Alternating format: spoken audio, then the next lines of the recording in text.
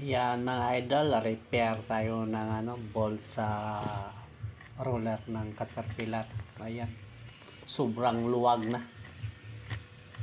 Kunting lang, kunting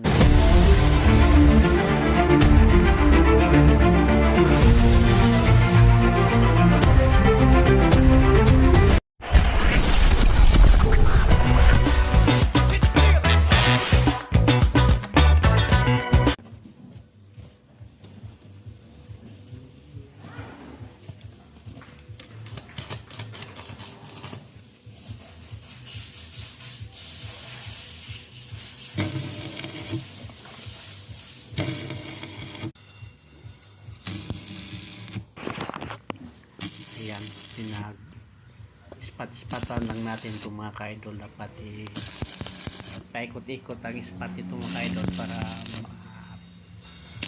mapasok yung ating sa mga idol.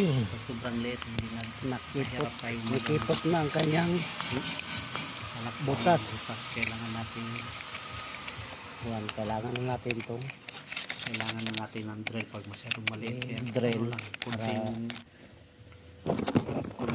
lang, ispat para hindi masyadong limit.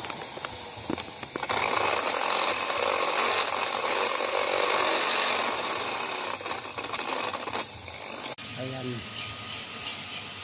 ginamitan natin ng tap para mag-retread siya ulit. Ito pong gamit natin,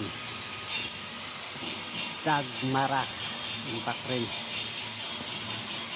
Report po yan.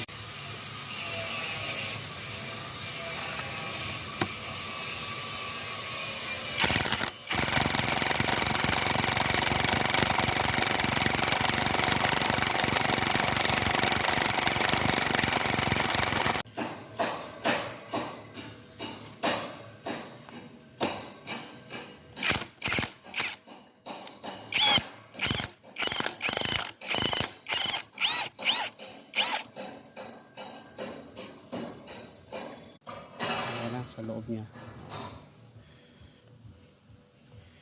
maganda na, may thread na siya.